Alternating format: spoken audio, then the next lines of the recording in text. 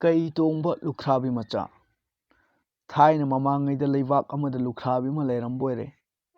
Magi amata pokchaba machadu Lukhrabi mamasana yamna luna tawjaduna mayumdagi khubai amata chathok handana thamjaboire. Mamana leikaidagi chakni phiniruraga aphungba kharaduna mama macha yanaduna chara nongkhanaje. Asumna yoklakpana Lukhrabi machadu hojikti pakhang mapung pharakledo.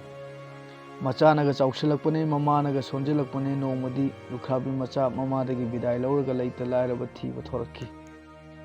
Lukhrabi machana asum mathang lakpada umang amagi mayada magi mamana torbot ama kolaga lakpadu kok hek thengnarure. Magi mamaga wari watai sana khotnaraba matungda mamana kolaklibudu karino hangki.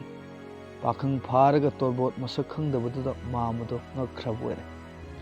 Phagi heiba mamana phagi oina sagol marumni kok khumdokkhre.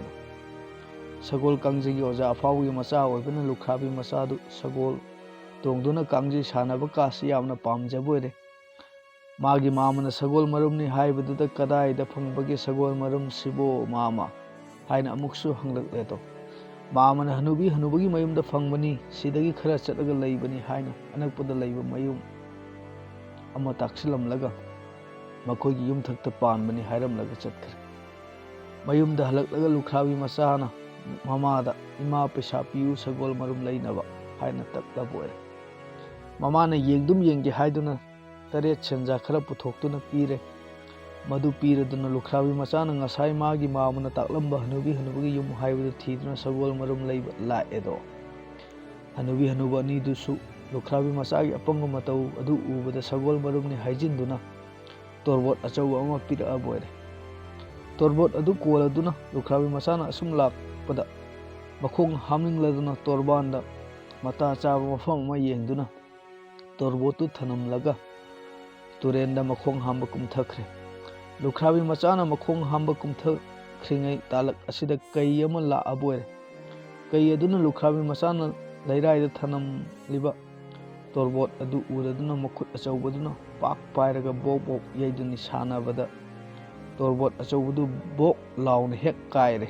Asumna torbot adu tangkhai tana hek kaiba tanja asida makhong hamba kumthakhiba Lukhrabi macha aduna kakhalakpaga mata chanaruraboire. Mana thanamba torbotuna mayaida ani thokna kairaga tangkhai taduna leiramba kei amasu manakta phamlambadu ubada Lukhrabi macha adu sagol marum du macha ole haiduna haraukhrabore.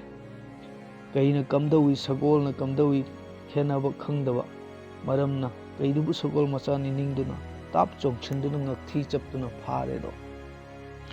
Adagi mane ilakba ngabongduna chupli saraga keigi manangganda phan chongkhalaga khuruk thaduna mayum yognaba thaukhredo. Mayum yorabada Lukhrabi mamana machana tawriba matau adu ubada mangedana tawriba sidi karino haiduna pakhatpana loire. Mamana pakhatpadu ubada machana yamna harauna keigi manangganda phamna hairakpoire. Ima hujikta onba sagolni sagol sang hangdo u. Mamana kina sagol sangi kon thongjai hangdokle. Lukhrabi machana kei adu sagol sang manungda pusilaga punduna thamkhre. Mamana pakhatna machada ibungo nangna tawri si mangi soidna siba tare nangna puraiba si sagol late kaini ne. Keiga sagol ga khenaba khangdrabaro nangbo keidi mi chabani sina toklarani thadokhrarone hairakpada machana ima sagoni hujikta onba machani tekhraba nungsikraba potni haiduna yadra. Asuna matam khara leiraga nongma Lukhrabi machana mamada hairakpoire.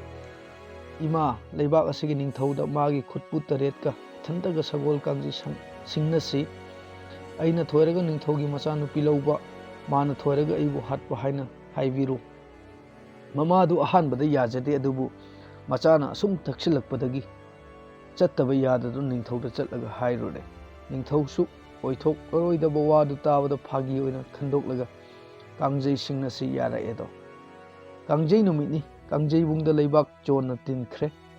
Konungi kangjai rosing makhoi taretu matik chaba sagol amamam tongladuna kangjai bungda leikhre.